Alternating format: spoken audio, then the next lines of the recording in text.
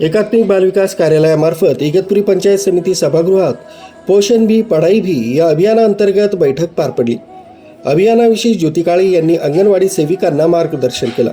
इगतपुरी अंतर्गत अंगणवाडी सेविकांचं 3 दिवसाचं प्रशिक्षण, पोषण भी पढ़ाई भी या अंतर्गत 3 दिवसाचं प्रशिक्षण सुरू आहे। आजचा आपला विषय आधारशिला आणि नवचेतना। तर आज नवचेतना हे जन्मापासून 3 वर्षापर्यंत आपण बालकांसाठी तयार केलेला अभ्यासक्रम आहे। आता 0 ते 3 मध्ये बघा, त्यालाच आपण काय म्हणत होतो, प्रशिक्षणामध्ये आपण घेतलेले 0 ते 3 ते 6 साठी आपण त्याला काय म्हणतात, आधारशिला आहे। आर्मी न्यूज साठी पांडुरंग भांगरे, इगतपुरी।